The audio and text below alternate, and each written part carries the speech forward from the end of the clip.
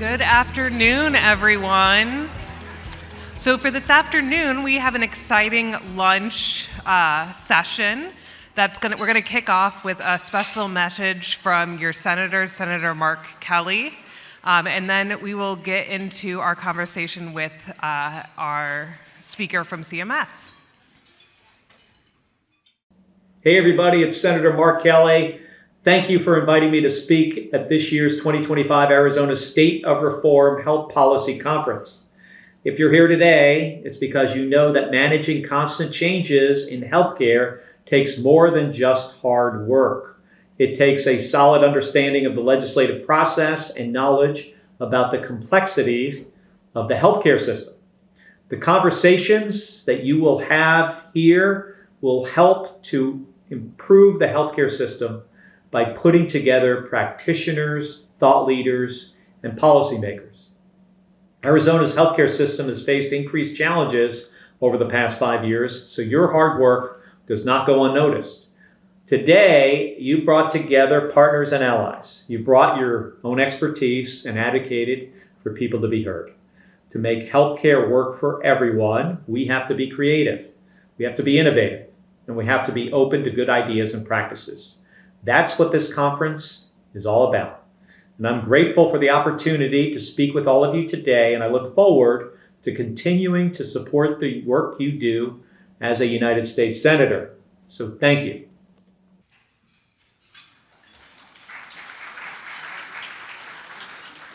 Thanks for that. Fun fact, I met Senator Mark Kelly in an airport 10 years ago. He was very nice. So if you haven't had the pleasure, I can report good things.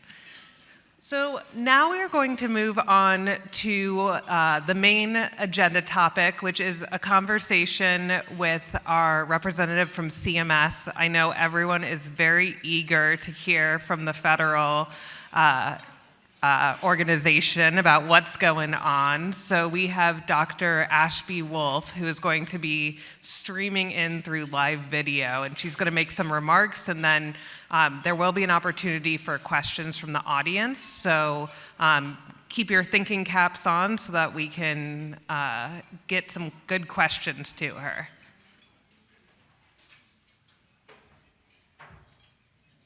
Thanks so much. Hopefully I'm coming in clearly. It's a pleasure to be with you all today, albeit virtually. We still have some pretty strict travel limitations, and so I am coming to you from the CMS offices in Seattle. I'm Ashby Wolfe. I'm a family physician, and I serve as one of the regional chief medical officers for CMS.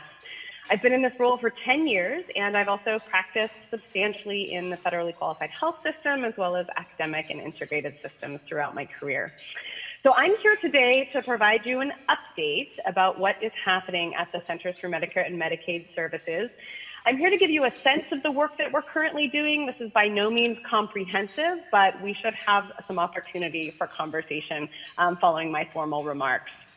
With that, just a brief disclaimer, you will receive this presentation for your reference if you haven't already, but things at CMS are changing on a daily basis, and so this information, while accurate today, may very well be different tomorrow, and so I would just continue to refer you to the embedded links within the presentation, as well as our regulations for the definitive up-to-date information.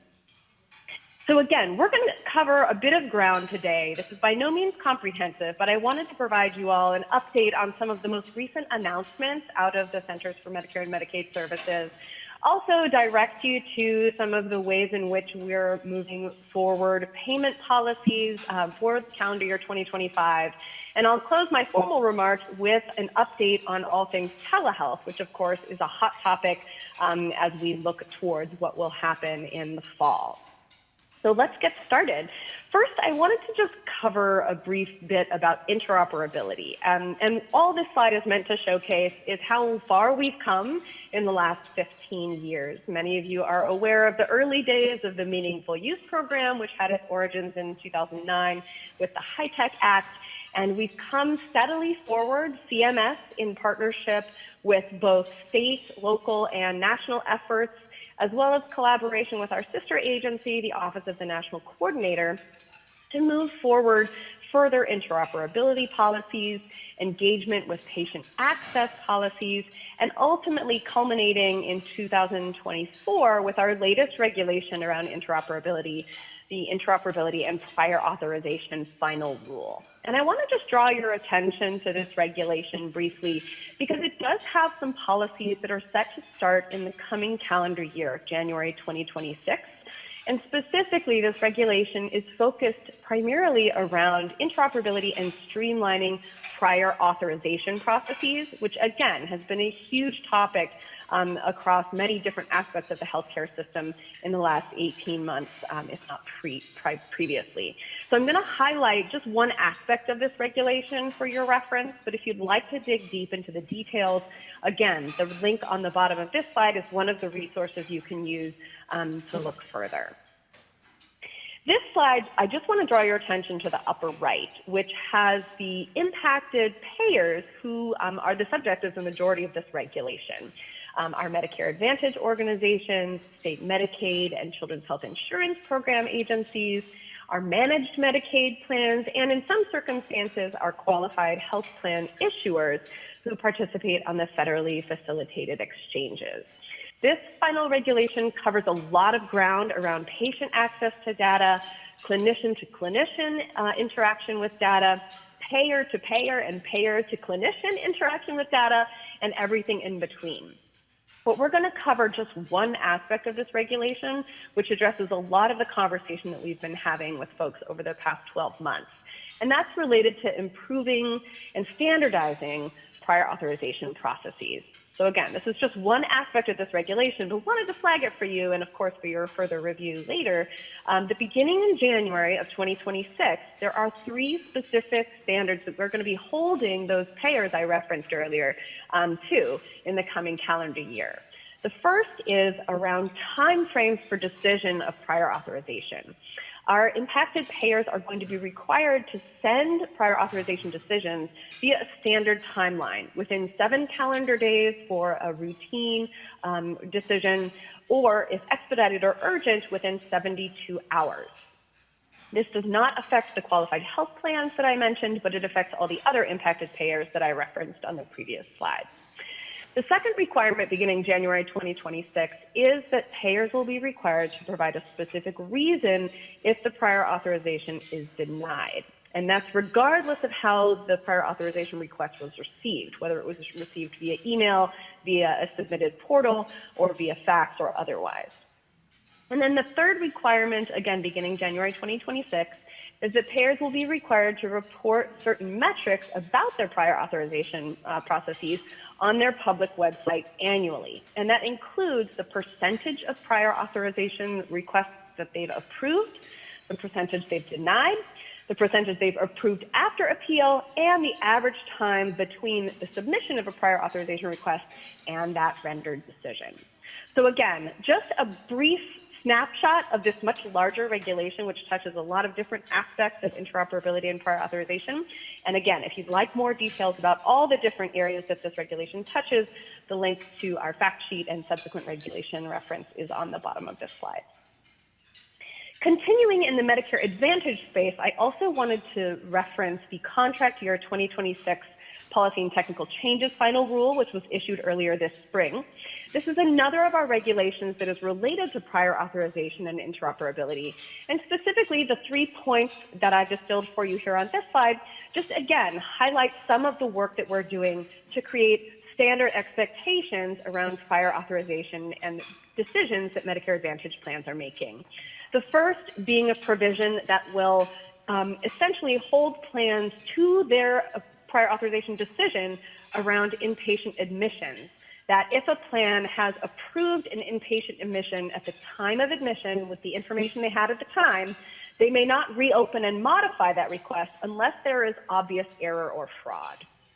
So essentially, the goal of this provision of this regulation is to ensure that if a Medicare Advantage plan approves an inpatient admission, it will honor that decision for the inpatient episode and subsequent discharge. The other 2 points on this slide relate to loopholes and codifying existing policy.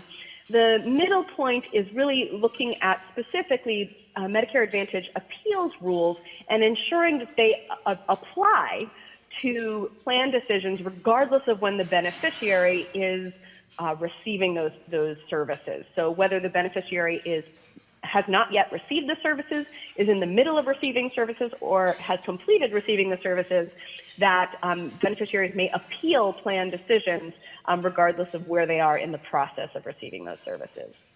And then last but not least, related to vaccines, we have a policy in place. With this regulation, we codify it that there is no beneficiary cost sharing for adult vaccines that are covered under Part D and recommended by the Advisory Committee on Immunization Practices, or ACIP.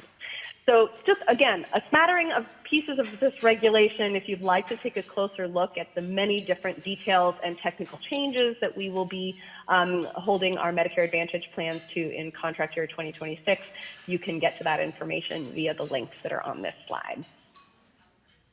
Shifting gears a little bit, and another recent announcement that we've made came out of the Center for Medicare and Medicaid Innovation in March, or CMMI as you all know it. As you all are well aware, CMMI has very specific statutory authority under the Affordable Care Act, and we announced changes to our model portfolio in March to really align with those statutory obligations and strategic goals. As many of you who follow the Innovation Center know, many models are really time-limited experiments that provide a controlled environment to determine what approaches should be expanded around saving cost and improving quality of care provided to Medicare and Medicaid beneficiaries.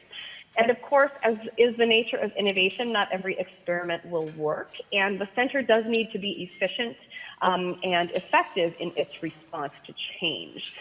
And as such, per our announcement in March, we will be ending some selected models early by December 31st, 2025. Most of those models that were selected for early termination are, in fact, within 2 years of their projected end date. And those models that are listed on this slide are those models that will be ending early. The Maryland Total Cost of Care model, Primary Care First, End-Stage Renal Disease Treatment Choices model, Making Care Primary, and we're also considering options to reduce the size of the Integrated Care for Kids model, and we will not be moving forward with the implementation of either the Medicare $2 drug list model or accelerating clinical evidence. Now, of course, the Center for Medicare and Medicaid Innovation is going to be continuing to support participants of those models that are projected to end, advising those that are in state-specific models of options for continuing to support advanced primary care through some of our other payment policy, which I'll reference in a moment. But of course, primary care remains a foundational component of the Innovation Center, and so in no way does this announcement signal a retreat from the support for the work of our primary care providers. Rather, this is a need to focus on different approaches that are consistent with the Innovation Center's statutory authority in order to produce savings. If you'd like to see more details of the announcement itself or learn a little bit more about the logistics of the models that will be ending, the links that are available on this slide will lead you to that information. And the last of our recent announcements that I'd like to flag for you was announced on April 10th out of our Center for Medicaid and Children's Health Insurance Program, or CHIP services.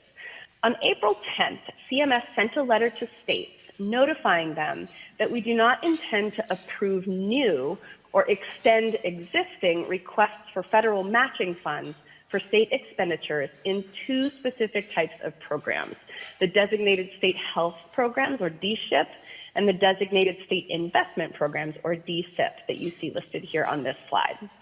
These are state-funded health programs that are under Section 1115 Demonstration Authority, one of the ways in which states leverage their Medicaid program in the federal partnership. And through this effort, CMS is taking action to reduce spending that is duplicative and that are otherwise available through other federal and state programs or that aren't directly tied to healthcare services. CMS is actively consulting with states if they believe that their services that are currently supported in DSHIPs and DSIPs do qualify for federal matching funds. And of course, CMS will continue to work with states on innovative state Section 1115 demonstrations, with the caveat that those demonstrations should continue to be focused on improving health outcomes of the most vulnerable that are currently or dependent on Medicaid. So if you'd like to see the letter that CMS sent to states, or you'd like to see the summary of this announcement, the link that's on this slide will take you to those resources. Now, shifting gears, let's talk a little bit about some of CMS's current payment policy, and specifically some highlights from the Medicare Physician Fee Schedule final regulation.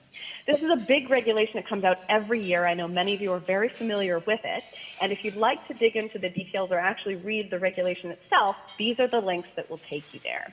There are a number of topics in this regulation, but I'd like to highlight a couple that are very hot topic and on the forefront of our clinicians' mind as they're serving our Medicare beneficiaries, and also illustrate ways in which the Centers for Medicare and Medicaid Services is continuing to support primary and specialty care in the service of our Medicare beneficiaries.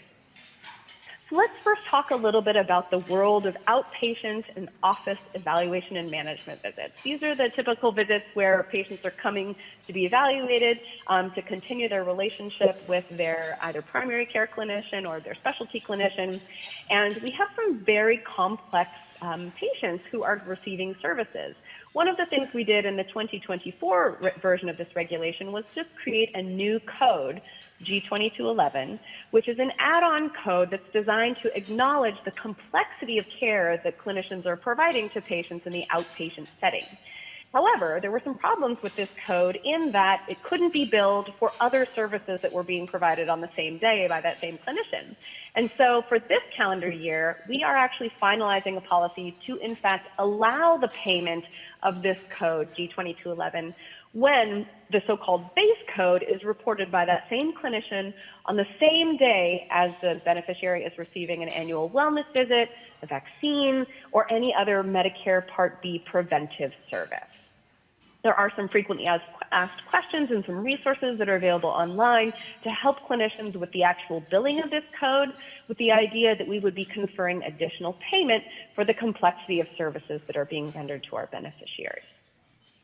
Also in this regulation, we have an analogous code in the inpatient setting that is meant to be billed to describe the complexity that's inherent to a hospital inpatient or observation care visit that is associated with someone who has confirmed or suspected infectious disease.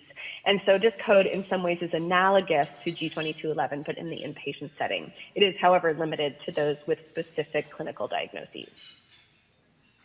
I'd also like to highlight some of the new codes that are related to primary care. As I mentioned earlier, related to the Innovation Center's announcement, this policy that's shown here on this slide is one of the ways that CMS is building on lessons learned from previous primary care-focused models in the Innovation Center to build into permanent payment policy in the Medicare program. For calendar year 2025, CMS has actually developed and finalized 3 new so-called G codes that are designed to incorporate elements of primary care management, lessons learned from our models Primary Care First and comprehensive primary care management models out of the Innovation Center, as well as lessons learned from previously used code sets such as chronic condition management, primary care management, or transitional care management codes. We're also building on lessons learned around the use of communication technology, such as virtual check-ins, interprofessional consultation, and e-visits to create this bundle of advanced primary care management codes. These codes do not have time-based thresholds, which was a previous criticism of some of our other code bundles. And these codes are designed to support the provision of advanced primary care to individuals with any number of different chronic conditions. And so there are different levels of codes that may be billed for a patient with 1 or fewer chronic conditions, up to patients that are highly complex with 2 or more chronic conditions and status as a qualified Medicare beneficiary. And so again, building on lessons learned from the Innovation Center, this is some of our newest policy around supporting the complex work that is done by our primary care clinicians. We also have built on some lessons learned from the Million Hearts model and built some codes that are designed to support atherosclerotic cardiovascular disease, or ASCVD, risk assessment that's provided in an outpatient evaluation and management setting when a clinician identifies that they're seeing a patient who is at risk for cardiovascular disease but does not yet actually have that diagnosis. And so these are new finalized codes that will support the screening and risk assessment of these Medicare beneficiaries. We've also built in some new payment policy to support the provision of services that will reduce a beneficiary's risk if they, in fact, are at either intermediate or high risk for cardiovascular disease in the next 10 years. Let's shift gears and talk a little bit about dental and oral health. For those of you who've been watching our regulations over the past few years, you've noticed we've started to build in payment policy for dental services that are linked to specific covered services in the Medicare program. And for calendar year 2025, that's no different. We have added some new payment policy and added some clinical scenarios under which Medicare payment may be made for dental services that are linked to specific covered services. And this year, the additions include for those patients who are about to begin or are actually receiving Medicare-covered dialysis services for the treatment of end-stage renal disease. That includes dental and oral examination in the inpatient or outpatient setting. And it also includes diagnostic and treatment services to eliminate oral or dental infection prior to or received with Medicare-covered dialysis services. We've also updated our payment policy to align with billing practices for dental services, which is what the bottom half of this slide is all about. I also want to mention the caregiver training services that we've built into this year's payment policies. This policy builds on policy from 2024, where we established that clinicians could in fact bill for the time that they're taking to educate caregivers of Medicare beneficiaries in support of that beneficiary's treatment plan. And for this calendar year, we're building on that to finalize a proposal for new coding and payment for direct care services and support of caregivers. That means that clinicians can be paid for training caregivers on things like techniques to prevent decubitus ulcer formation, wound care, infection control, etc. And these services can be provided via telehealth. There's also some payment policy around establishing payment for training caregivers in behavioral management and modification, which can be particularly helpful in the support of caregivers who are supporting our Medicare beneficiaries with a diagnosis of dementia. Speaking of behavioral health, there are some additional policies that we've added for 2025 to support and reimburse for safety planning interventions that are provided to patients in crisis, including those with suicidal ideation, those at risk of suicide or overdose. And so specifically, there are now some payment codes that may be billed in 20-minute increments when safety planning interventions are personally performed by the clinician who's billing Medicare in a variety of settings, including the emergency department. There are also some follow-up billing codes that can be billed for furnishing post-discharge care that is in conjunction with an ED visit for a crisis encounter. Now, let's get to telehealth before we have a couple of questions. Telehealth, as you all are well aware, is a hot topic and has been such really since the middle of the COVID-19 public health emergency, where we've been learning a lot about our effectiveness in providing care via audio, video, and other telecommunications technology. So for this calendar year, we've really built on those lessons learned, and we've added several services to the growing Medicare telehealth services list, which is where you can find all of the services under Medicare, which can be provided to beneficiaries via audio-video technology. And those additions this year include caregiver training services that I mentioned earlier, as well as prep counseling and safety planning interventions for patients in crisis on a permanent basis. We've also finalized that beginning in January of this year, our definition of an interactive telecommunication system may include two-way, real-time, audio-only communication for any Medicare telehealth service that's furnished to a beneficiary in their home. And that is in the situation where a beneficiary is not capable of or does not consent to the use of audio-video technology for their telehealth visit. This is a big deal, and it's something that we're very well aware that clinicians have really been looking for based on lessons learned from our experience in the pandemic and the post-pandemic care provision world. We're also continuing for this calendar year to let clinicians who are providing telehealth services from their private home continue to use their enrolled practice location as their billing address instead of their private home location for safety reasons. Now, there's a lot of telehealth policies out there that have been extended and extended and extended again by Congress since the end of the COVID-19 public health emergency. So my last two slides before we take questions, I just wanted to summarize and clarify what current telehealth policies exist and where you can follow along for updates as time moves forward. For non-behavioral and mental health telehealth services, there are a number of policies that are in place that have been extended, but that are due to expire in September without further congressional action. Those include the fact that Medicare patients can continue to receive telehealth services from the telehealth services list for any non-behavioral or mental health care in their home through September 30th, 2025. Similarly, there are no geographic restrictions for where the clinician needs to be through September 30th, 2025 in the provision of Medicare non-behavioral and mental telehealth services. Similarly, telehealth services can be provided by all eligible Medicare providers. That includes physical therapists, speech language therapists, clinical social workers, and others through September 30th. And again, non-behavioral and mental telehealth services in Medicare can be delivered using audio-only communications platforms through September 30th. For those patients who do not consent to or are not capable of the audio-video communications technology in receiving their telehealth service, as I mentioned earlier, interactive telecommunication systems may permanently include two-way audio-only communication.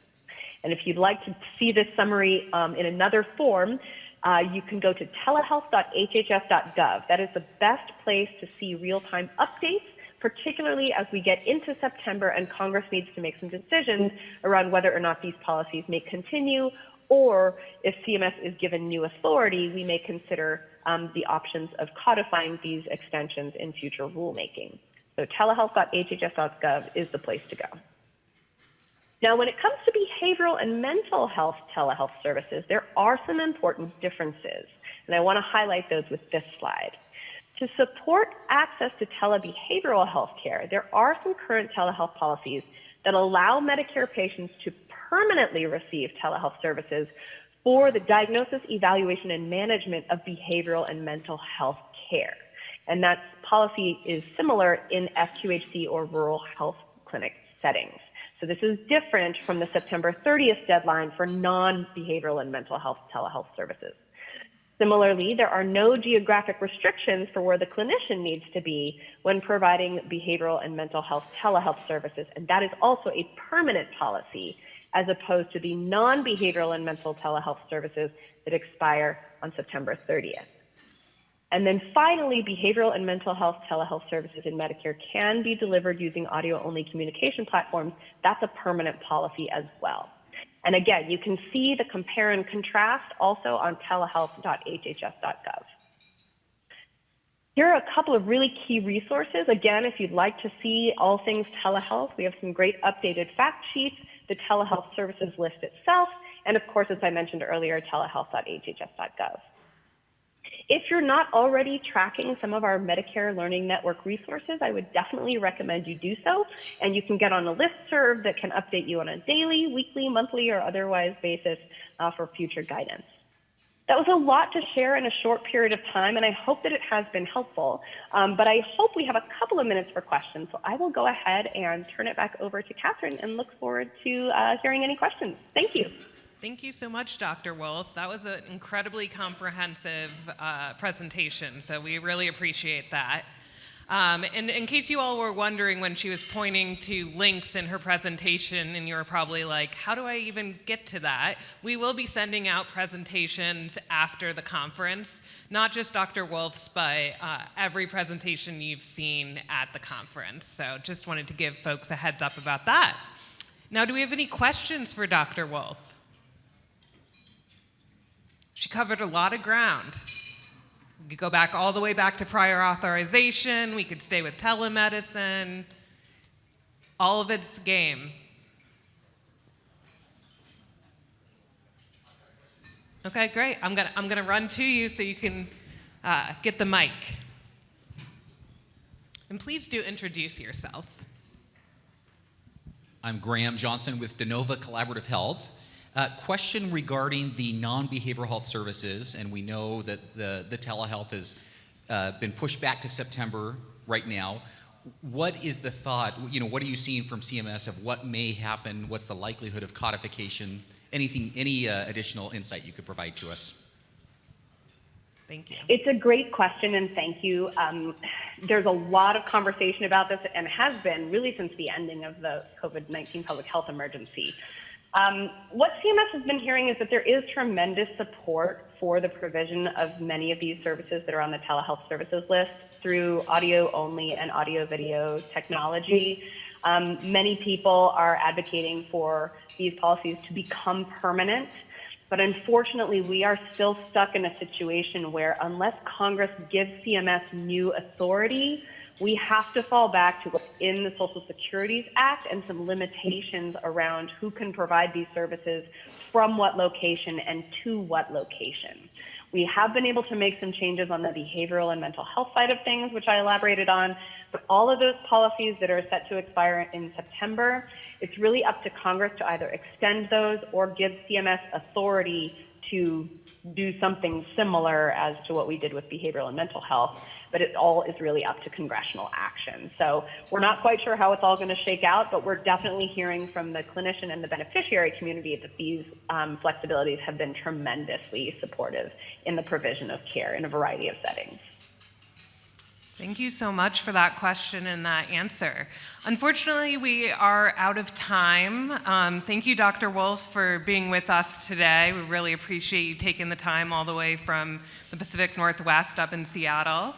And right now, we have a little bit of a break until the next round of sessions starting at 1 p.m., so feel free to network, use the restrooms. And yes, please do join me in a round of applause for Dr. Wolfe. Thanks so much. Take care.